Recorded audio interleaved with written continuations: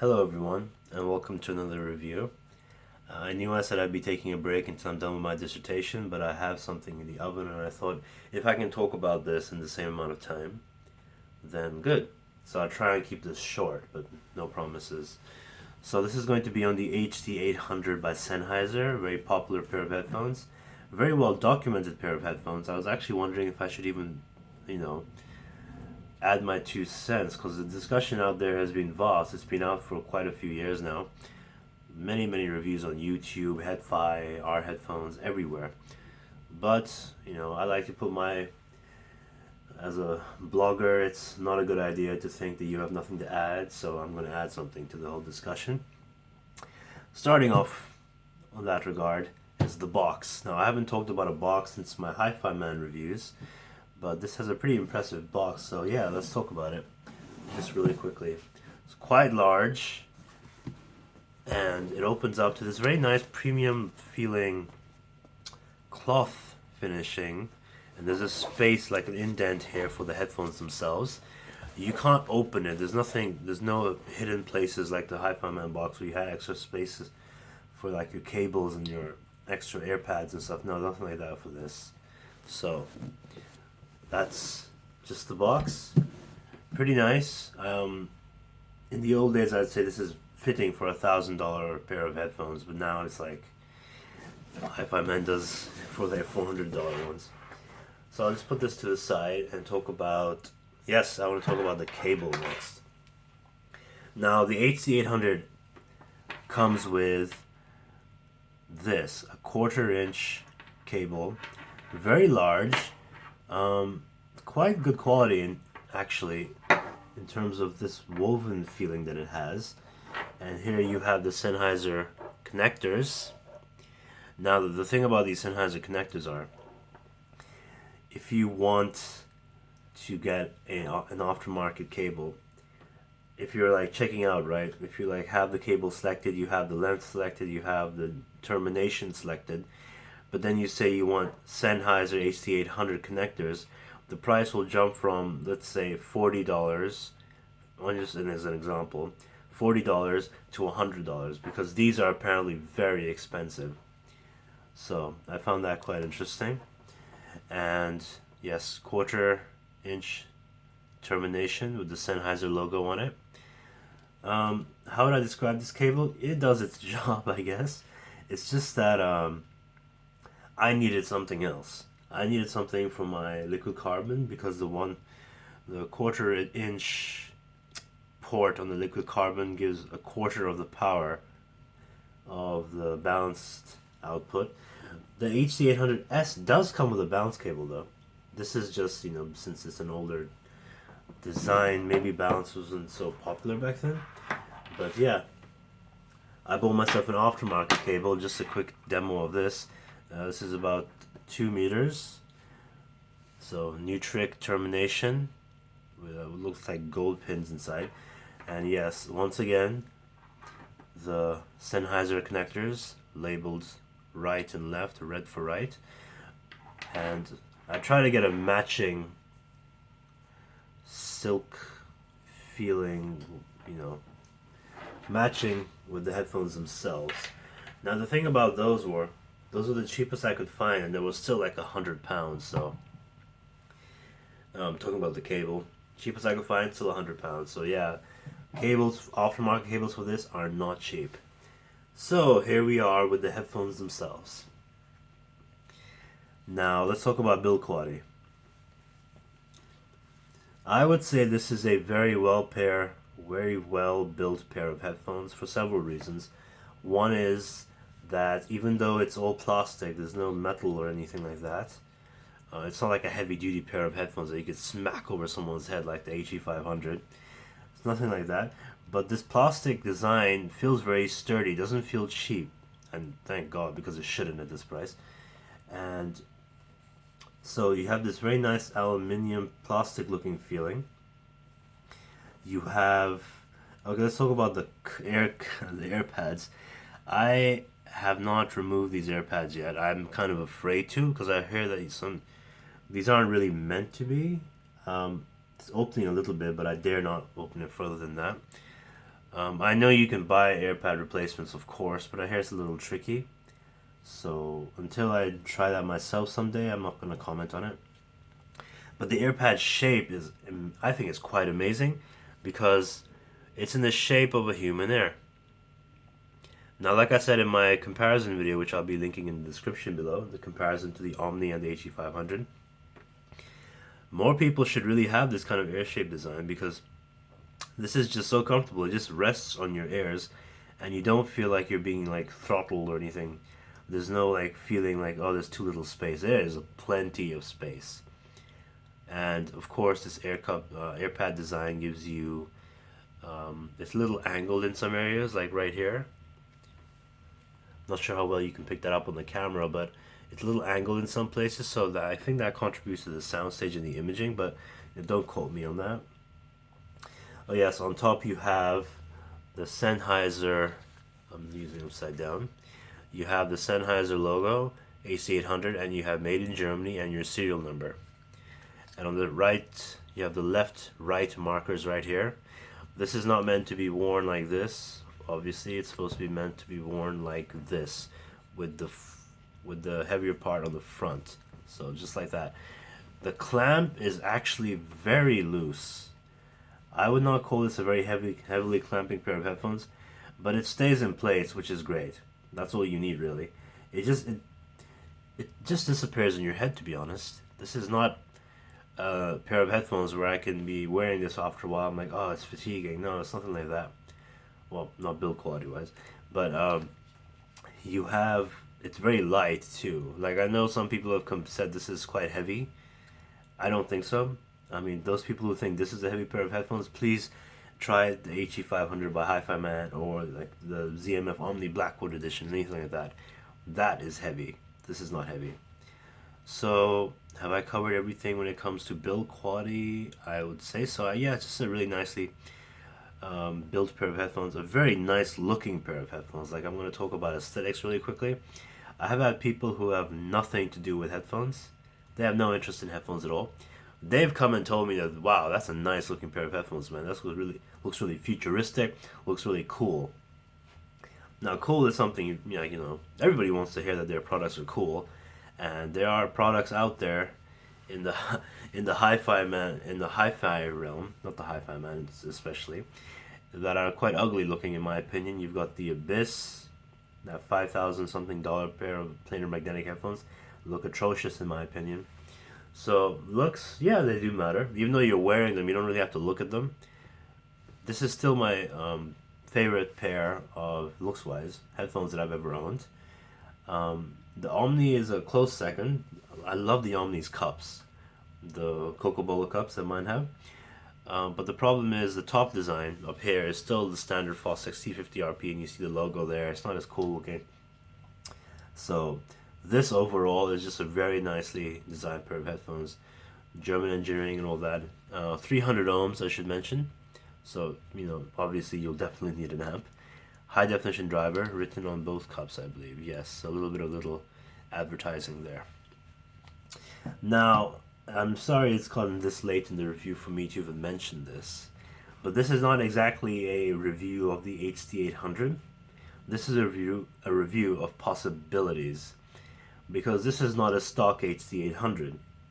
This is an HD800 with a Superdupont Resonator mod done to it. Now, just I'm going to tell you really quickly what that is. I'll put a link in the description, once again, of the Superdupont. I believe there's a guy who's actually doing it on YouTube. He shows the whole process.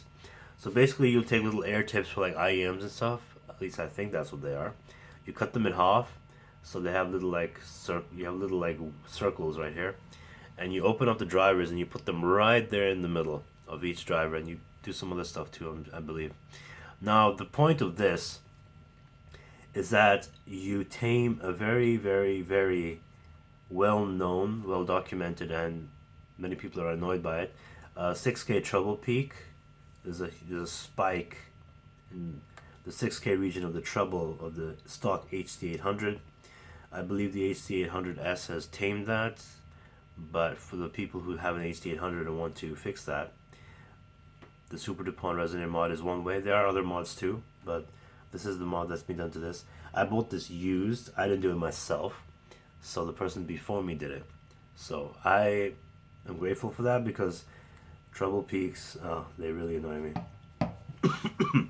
So based on what I just said about treble peaks annoying me, when I first put these on, I was still like, oh my god, this is so bright. There is a lot of trouble. Like, I was listening to music and thinking, like, every time there'd be like a sound in the vocals, like a word beginning with S, it would buzz through, and I'd be like, wow, that hurts. And the reason is, before I even dissect the sound quality and the bass and the mids and the treble, the reason for that was I was using this with my Magni 2 by shit. Now, the Magni 2 is I would say somewhere in between of neutral and bright. It doesn't add color to the music so much. It's obviously I should just mention it's a headphone amplifier, a very nice compact one, but not a good pairing for these headphones. Absolutely not. So if you're going to run this with an amplifier, which you will, you really need to get something which is a bit warmer in characteristics. You really don't want something that's bright or even very neutral, because even with the Superdupont Resonator mod, you will run into trouble with the treble. So yeah, a magnitude no go. I was using it with the standard input of my liquid carbon. It was okay, but I felt it was a little weak because this was being the voltage was a quarter of what it should be. So once I got my balance cable and I started using it with my Cavalli liquid carbon, it sounded a lot better, in my opinion. A little bit of the top range was, a little bit of the harshness was reduced. It was not so much that you'd think that these are being stunted, but still it had a more musical tone to it. A little less analytical, which is what these are. These are very analytical. However, when I was walking around CanJam last week, I tried this with many amps. I tried it with the Rupert Neve amp, which is a lot of hype around these days. I believe that to be a more robust version of the Magni because it was very neutral, a little bright actually. With this, it sounded painful. So I walked around trying out different amps. The two amplifiers, or the two companies' amplifiers that I found were a good match for this.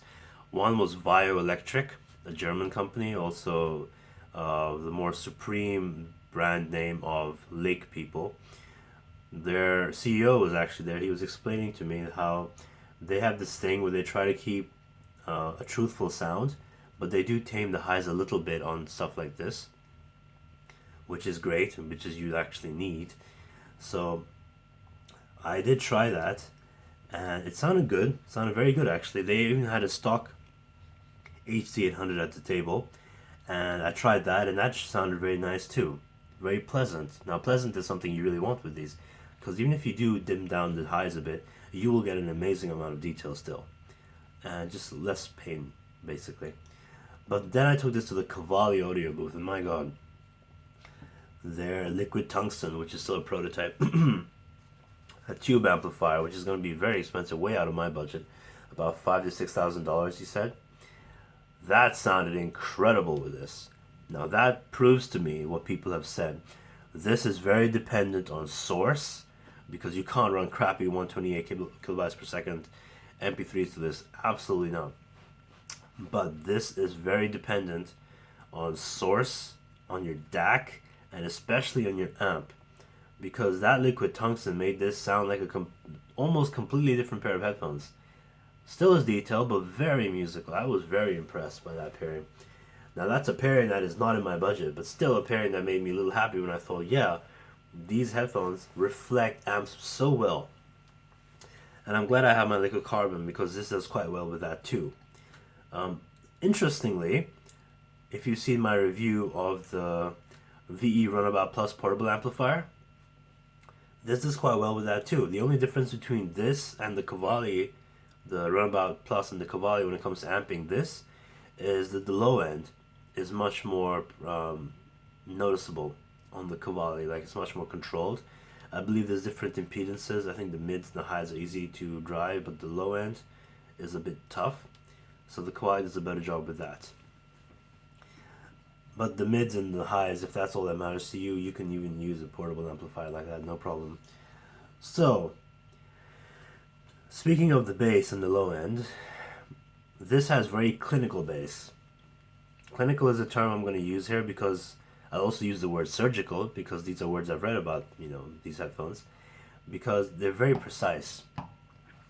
The bass is like a scalpel, but a very thin scalpel. It's not going to be booming. It's not going to be like very, very noticeable. It's just going to be a thin scalpel of, let's say, let me give you an example of, let's say, a genre of music. If you're listening to EDM music or electropop, you're going to feel very unsatisfied because the bass is going to be, even if it'll be very punchy, it'll be very precise. It'll be very precise, but there won't be as much that you want. It's very thin in that regard. It's very controlled, but it's very thin. Not very prevalent. You're going to be sitting there thinking, well, this could sound better on other headphones, and you're right, they will. That song, EDM, electropop song, will sound better on other headphones that have more bass. But on this, not so much. The bass is also, but it falls right into the region where classic rock sounds amazing. Now, if you listen to a bass guitar in classic rock, like let's say Another Brick in the Wall Part 2 by Pink Floyd, one of my favorite bands. If you're listening to the bass guitar in that song, that very famous, very simple bass guitar, chugs along perfectly. You can hear it audibly over the entire mix. It'll stick there. It'll be the anchor of the whole song, and you'll be able to hear it clearly. I've heard with some headphones that song sounds like the bass line is either too emphasized or it's not emphasized at all. In this, it's just where it should be. So, rock music, classic rock music, this does a very good job at staying at the bass frequencies where it belongs, and it just makes the bass line sound like a live instrument, which is, I think, a really great achievement for these headphones. Also, on that regard, the bass, when it extends low, just maybe like the top end of sub bass, it extends lower than the HD600, I can tell you that much. But the HD600 had more spread out bass, like a more warmer sound overall, so it felt like it had more bass. The HD650, I haven't had enough time to compare.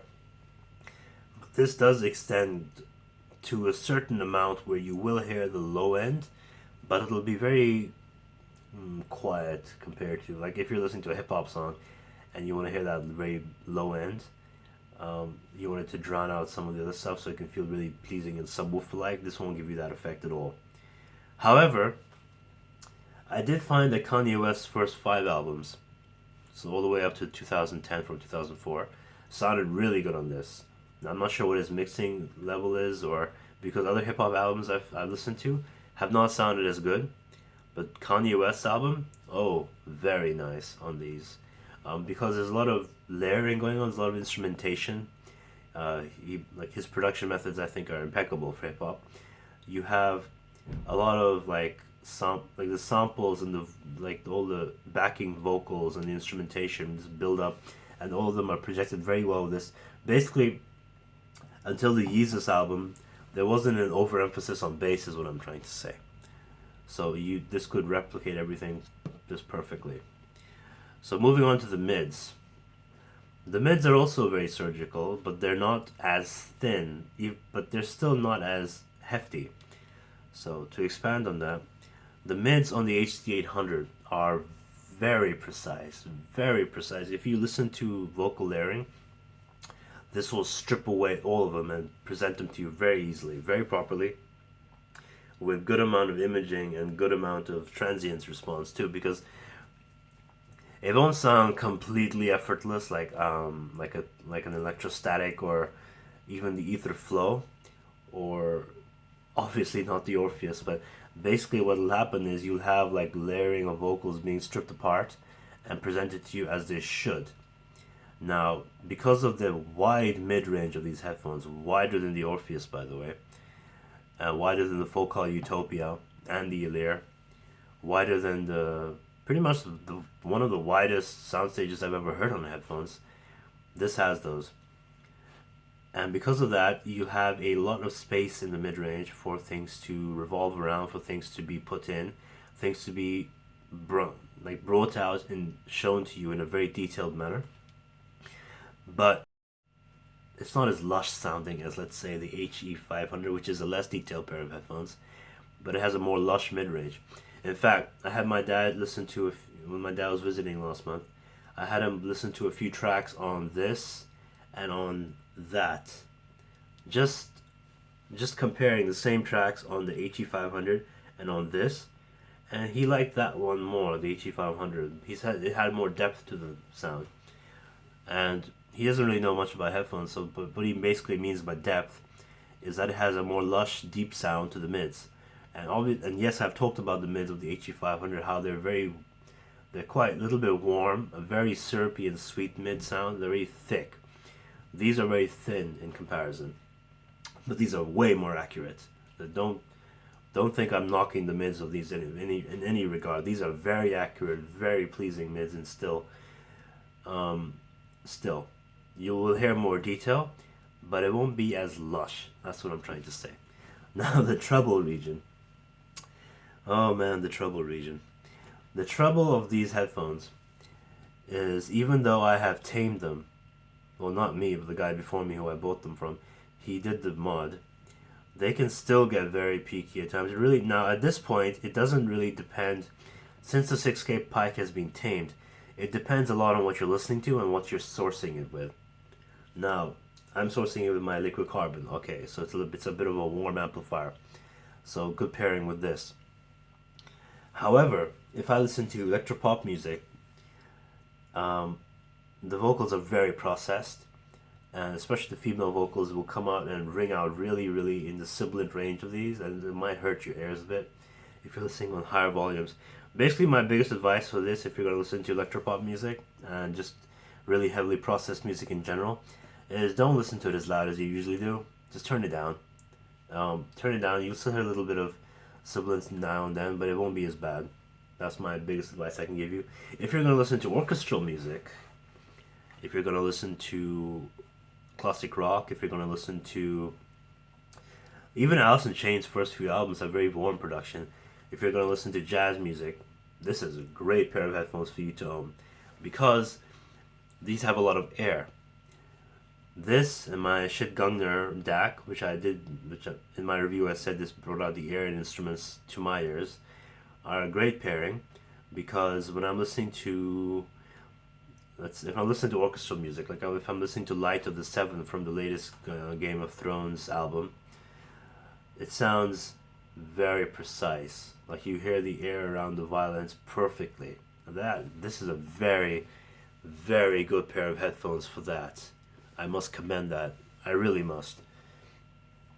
There's a detail to the sound where you can hear the bottom end, you can hear the top end, you can hear, I'm not saying you're going to hear the guy's fingers or anything like that, no, but you are going to hear little subtle like fret changes when you're listening to acoustic guitar. Acoustic guitars might not sound as realistic and like live on these as they did on my Omni Cherry, but they will sound way more precise, and you will hear a lot more of what's going on, thanks to the really extended treble. Of all the headphones I've ever owned, these have even more. This has a much higher quality treble than the DT990 I used to have, even though that was also extended quite well. The reason is that this is overall, more balanced sound. Well, that was more V-shaped, and it reached the sibilant region, but it didn't really give you much detail. This has a very detailed treble, So that is the trade-off. Basically, I've noticed that if you want a lot of detail in air, you have to put up with some sibilance. Now, but you don't have to put up with it so much that you have to deal with that 6K treble spike. So the Superdupont Resonator mod, I think, is a great choice, because I still hear a lot of detail, and I don't think I've lost out on anything. So really, really nice treble extension. Will get bothersome for some genres, but will gel amazingly with other genres. Now let's talk really quickly about the differences between the differences between this and the stock, but the differences between this and the HD800S. I listened to the HD800S for a while at Can Jam, and I thought, well, the bass is elevated. They definitely turned up the volume on the bass, but there's less control, in my opinion. It sounds a little more woolly, a little less precise. Like when I talked about surgical bass, I didn't get that feeling anymore. I did hear it more. Did hear it more though. If I was listening to Ride the Lightning, the album by Metallica, and Metallica's old albums, even some of the new ones, had the tendency to turn down the bass quite a bit. Well, it sounded great because you had the bass. Cliff Burton's bass lines were being brought up in the HD800S, which you can't really. You can hear the bass lines in this, but it's not as forward in the mix overall. Is what I'm trying to say. That also tamed the treble peak, the 6K one, the 800S. I mean, but the amp they were running it out of, the Sennheiser amp, I don't think that was a really good match. I would have much rather tried it with the tungsten, liquid tungsten, or even the Via electric amps, because I felt it was getting quite sibilant to my ears. So I prefer, overall I would say, this is actually not even that uncommon of a preference, but I would prefer the Superdupont Resonator modded HD800 to the HD800S and the HD800 stock. And another reasoning I have for that is because it sounded like the Soundstage on the 800S was slightly reduced. Just slightly. So if you're gonna get something which is probably giving you the best Soundstage of headphones in its price range, you want to preserve that. Is what I'm trying to say. So maybe I mentioned this before, but I'll just mention it again. Inner Fidelity, Tal from Inner Fidelity, his Hall of Fame list used to have the HD800. Then it had the HD800S. Now they've both been removed in favor of the Focal Utopia and the Focal Elire. And I looked on Reddit, and there are some Sennheiser fans who have HD800 in their flare, and they are very upset about this. And just to them, those guys, I want to say, if you guys enjoy the sound signature of these headphones, it shouldn't matter to you if it's on a Hall of Fame or not. It's just publicity. That's just a subjective opinion. Like, Tal is a basshead, he admitted it. So I am too, by the way. Like, these are not my favorite pair of headphones. My favorite pair of headphones are still the Omni, which has reduced treble compared to this, much less air, but has much more bass and much more forwarded mid, so more Lush sound overall. I prefer that. But this, when I first got this, I was knocking them, but not anymore. I recognize what these do, and what these do, they do so well for the price range. The price now is about $1,000. It used to be 1,400, 500, something like that. Now it's $1,000. So this is competing head on with the Elire. Now I need more time with the Elire before I can decide which one I like better. Probably because of my own biases, I probably go for the Elire. But this will have a home with me because this has something which they don't have. This has the incredible imaging, the very, very fast transient response in imaging. This has the incredible huge soundstage that they don't have. The Elire doesn't have that.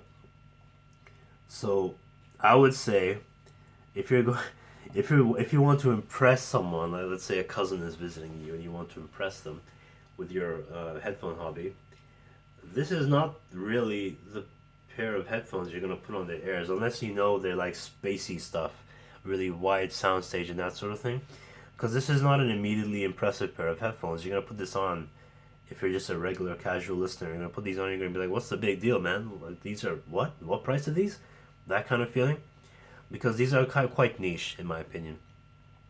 I would not listen to all genres of music with these, but they are still pretty good all-rounder if you're going to get used to the sound signature. I can switch between three main pair of headphones, so it doesn't matter to me so much. But people are not going to be immediately impressed by these headphones. You'll need some time for it to sink in, for them to understand what's going on exactly, and for them to appreciate what these are and what they bring to the table or your collection of headphones. Because, like I said, not for everyone is what I'm trying to say. Whereas the Elire, from my experience with it, is definitely more of a crowd pleaser because it has more bass, it has more warmth in the sound, and it still has a lot of detail. So I'll need more time with that to compare the two head on in a quiet listening environment such as my room. So I don't think I've missed out on anything. I think I've covered all the topics regarding these. So overall, yes, these are a very nice pair of headphones. I'm glad I bought them. Oh yeah, very happy that I bought these. And I'll be continuing to listen to them. And for the genres that they do well in, I haven't heard a match yet. Except in the Utopia, which is $4,000, and in the Orpheus, which is 55,000. Never mind. So for what the price range, these do a very good job with the genres that they gel well with. So that's been my review. It went on for, oh my god, half an hour. So I need to get back to my dissertation. And thank you guys for watching. And yeah, I'll be moving from here soon, so I'm going to miss this table because I felt like it was a very good space to talk over, using my hands and talking about products. So I'll be moving soon. I'm not sure what my new setup will be like, but hopefully it'll be nice enough for me to do my video reviews. So thank you for watching, and I'll see you in the next one.